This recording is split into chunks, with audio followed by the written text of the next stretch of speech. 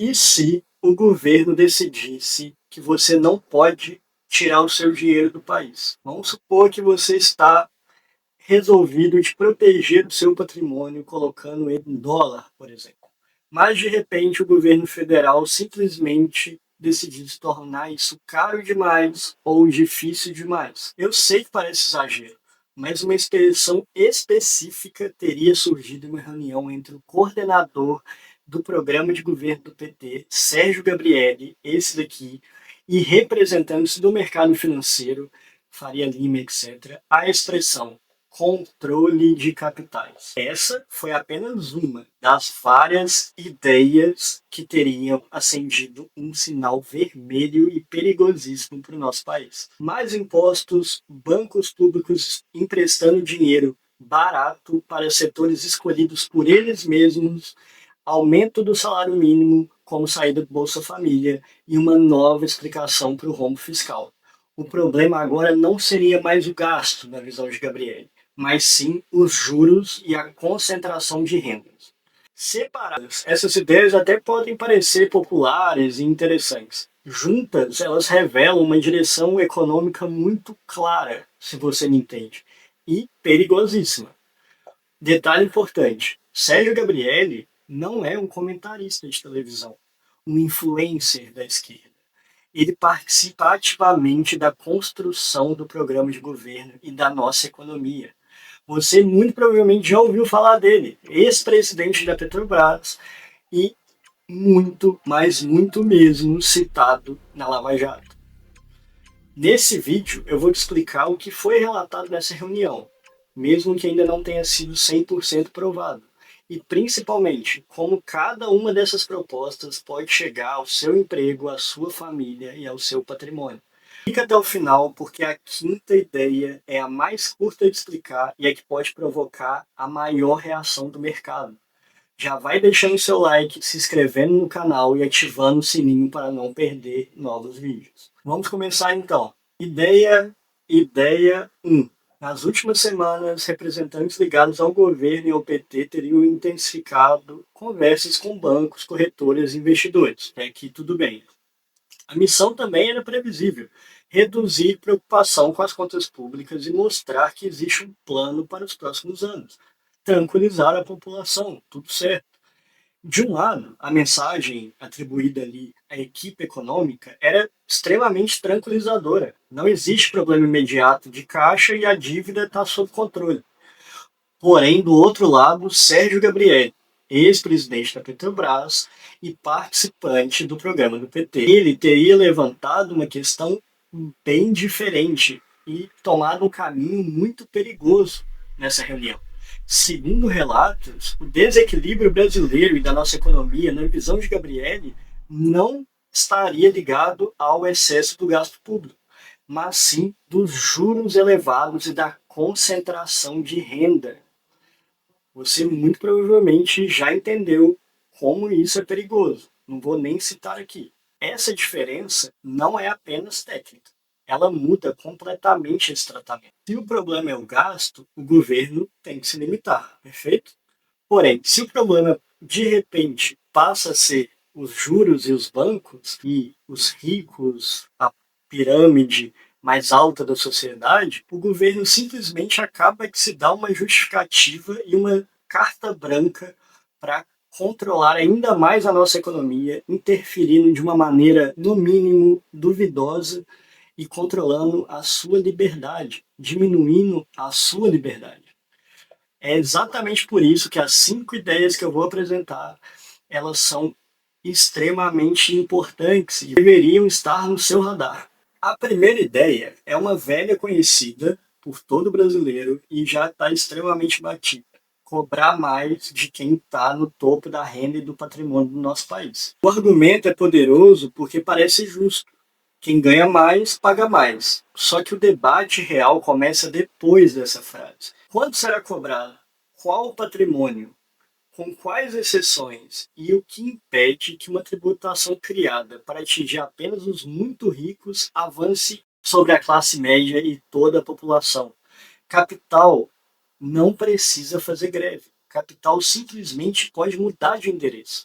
quanto fortuna, maior a liberdade também que empresários, profissionais e investidores de perceber que esse risco aumentou e de tomar decisões que prejudicam o nosso país. Adiam projetos, reorganizam empresas, reduzem exposição e, em casos extremos, como vocês já devem ter ouvido falar, mudam inclusive a residência fiscal. IPOs acontecendo fora do nosso país, empresas importantes migrando para a América do Sul, outros países aqui, nossos vizinhos, como Uruguai, Paraguai. Não é preciso imaginar que todo milionário deixará o Brasil. Basta apenas uma parcela relevante investir menos para o impacto já aparecer na sua vida, em empregos, produtividades e numa arrecadação futura que já não fecha a conta. E existe uma pergunta que quase sempre desaparece quando esse tópico é levantado. Por que aumentar novamente a receita antes de enfrentar a qualidade, a gestão e o crescimento dessas despesas? A má gestão pública. Se o governo arrecada mais e o gasto continua avançando, o imposto não resolve esse problema. Ele apenas compra tempo a preço muito alto, transferindo o custo e essa conta para a própria economia. O custo não desaparece, ele muda de bolso. A segunda ideia parece ainda melhor: usar bancos públicos para oferecer crédito mais barato e acelerar o desenvolvimento. Quem poderia ser contra esse financiamento barato para empresas, infraestrutura e empregos? Né? O problema é justamente na palavra barato. Barato para quem recebe não significa barato para quem financia. E se tem alguém que não vai pagar essa conta, são os bancos. Quando um banco estatal empresta abaixo das condições normais, alguém precisa absorver essa diferença. O tesouro, o próprio banco ou a sociedade. Mais uma vez, somos nós que pagamos esse preço. E existe uma decisão inevitável nesse meio. Quem será o escolhido? Qual setor terá acesso? Quais empresas receberão condições especiais? Nós sabemos, pela época Dilma, o quanto isso pode ser extremamente prejudicial para o nosso país. Como isso é um ambiente fértil para a corrupção, que já não é pequeno no nosso país. No mercado, o crédito tenta sempre medir o risco e a capacidade de pagamento. Na política, existe milhões de variáveis de medir influência, prioridade eleitoral, proximidade com o governo, entre outros benefícios que muitas vezes ficam nas entrelinhas. No final, o governo escolhe quem é o vencedor e quem é o perdedor. O contribuinte paga essa conta e fica com todo o risco. No final, a classe mais vulnerável do nosso país é a primeira a pagar esse preço. A que menos consegue é a que é mais prejudicada. E há ainda um efeito até pouco intuitivo. Se uma parte da economia recebe dinheiro artificialmente barato, o Banco Central pode precisar manter juros maiores para o restante do país, a fim de controlar a demanda e a inflação. Mas é óbvio. Ou seja, alguns conseguem crédito subsidiado, os escolhidos a dedo do governo, enquanto famílias e pequenos negócios continuam encarando cartão de crédito, cheque especial e capital de giro extremamente caros. O Brasil já experimentou uma expansão muito forte do crédito estatal. Antes de repetir essa fórmula, seria obrigatório mostrar todas as variáveis, o custo, o critério, as metas, e ter isso de uma maneira transparente, porque a gente já sabe que isso não dá certo. A terceira proposta talvez seja a mais fácil de vender em um palanque: aumentar o salário mínimo para que as famílias deixem de depender do Bolsa Família. O objetivo é correto, ninguém deveria permanecer dependente de um auxílio por falta de oportunidade. Mas o mecanismo tem dois problemas. Primeiro, uma parcela dos beneficiários está fora do emprego formal. Quem vive de bicos, está desempregado ou recebe renda informal não ganha automaticamente mais porque o piso nacional subiu. Segundo, o salário mínimo não afeta apenas o contra-cheque. Ele serve de referência para diversas despesas públicas e benefícios. Quando o mínimo cresce acima da capacidade produtiva da economia, o impacto se multiplica no orçamento. A despesa obrigatória aumenta, sobra menos espaço para outras áreas e o governo precisa se endividar mais. Empresas pequenas também podem reagir, contratando menos ou recorrendo à informalidade, muito conhecida aqui no Brasil. Salário sustentável não nasce de uma canetada, nasce de produtividade, investimento e competição por trabalhadores. Valorizar o trabalho é extremamente necessário. Perfeito. Porém, fingir que produtividade e orçamento não importam é transformar uma promessa populista em uma conta futura que fica cada dia mais insustentável e que, novamente, vai ser paga por quem menos consegue pagá-la, a classe mais vulnerável da sociedade. Agora, finalmente, chegamos à ideia 5: troca de narrativa. Já vai deixando seu like, se inscrevendo no canal e ativando o sininho, porque agora essa ideia conecta todas as outras de Sérgio Gabriel. Nesse diagnóstico em que o problema deixa de ser o gasto público excessivo e vira os juros do país e a concentração de renda, isso cria uma carta branca para esse governo gastar ainda mais, ser ainda mais corrupto e piorar ainda mais uma gestão pública que é o principal problema hoje no nosso país. É verdade que os juros altos tornam a dívida mais cara, mas parar aí inverte causa e consequência, é o básico. Quando o governo gasta persistentemente mais do que arrecada, ele precisa emitir mais dívida.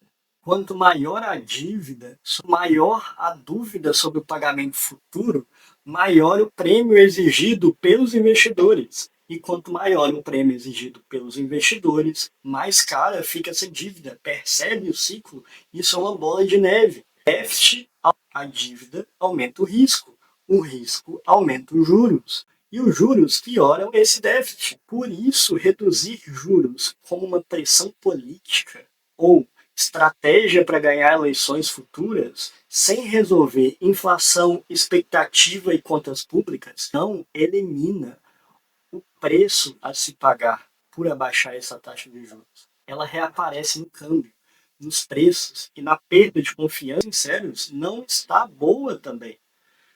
Os juros é conveniente, porque transfere essa responsabilidade. Em vez do governo rever o orçamento, o Banco Central e o mercado passam a ocupar o banco dos réus. Chegamos à expressão que mais chamou a atenção: o controle de capitais. Em linguagem simples, são medidas criadas para encarecer, limitar ou dificultar a saída de dinheiro do país. Perfeito? Isso pode acontecer por impostos, limites operacionais, prazos ou exigências adicionais, entre outros. Normalmente, esse tipo de ferramenta aparece quando a moeda está sob pressão e muitas pessoas tentam retirar recursos ao mesmo tempo. A justificativa é conter a fuga, mas existe um paradoxo aí. Quando o governo sinaliza que pode dificultar a saída, investidores passam a ter ainda menos confiança para entrar também. Entende? E nós somos dependentes dessa injeção de dinheiro internacional. Se a porta de saída pode fechar a qualquer momento, muita gente prefere nem atravessar a porta de entrada. E isso vai complicar ainda mais o nosso orçamento público. É importante ser rigoroso aqui. Uma ideia mencionada em reunião não equivale a uma decisão oficial. Perfeito? E não se deve afirmar que o governo vá, com certeza, proibir remessas sem documentos que comprovem isso. Temos que ser claros aqui. Mas a simples discussão aparecer em uma reunião oficial com os maiores nomes que controlam o nosso país hoje merece uma vigilância extrema do nosso lado. Porque impostos sobre operações financeiras podem ser alterados com relativa rapidez, dentro dos limites legais. E aqui está o risco político. Uma medida temporária apresentada como proteção contra uma crise pode virar uma barreira permanente à liberdade financeira e à sua liberdade individual. Agora você entendeu por que eu comecei o vídeo falando do seu dinheiro fora do Brasil e como o governo pode complicar isso? Me acompanhou até aqui? Porque agora a gente está indo para a conclusão final desse vídeo. A pergunta que não quer calar. Então você deveria tirar todo o seu dinheiro do Brasil logo amanhã? Não. Decisões de patrimônio tomadas por medo costumam trocar risco conhecido por inúmeros riscos que você ainda nem conhece ou entende. A resposta racional é reduzir dependências, neutralizar esse risco. Tenha uma reserva de emergência, Evite dívidas caras. Não concentre todo o patrimônio em uma única empresa, classe de ativo ou até moeda e país. Avalie a exposição internacional de forma inteligente, gradual e compatível com seus objetivos. Diversificação não é uma aposta contra o seu país, o Brasil. É reconhecer que nenhum governo, mercado ou moeda merece carregar sozinho todo o seu futuro financeiro que você batalhou tão arduamente para conseguir. E, principalmente, não faça movimentos grandes por causa de um único vídeo, inclusive esse. Confira fontes, entenda custos, impostos e riscos. Mas o mais importante, procure orientação qualificada quando necessário. Agora é um resumo. As 5 ideias que eu analisei aqui nesse vídeo têm uma coisa em comum. Diante de um problema econômico, elas entregam mais instrumentos ao Estado, mais poder para o Estado. Para seus defensores, isso representa uma capacidade de promover desenvolvimento e reduzir desigualdade. Para os críticos, como nós, significa mais gasto, interferência e risco para quem produz, investe e poupa. A pergunta que 2026 ainda precisa responder não é se uma promessa soa bem, é quem paga, quanto custa e o que acontece quando dá errado, principalmente.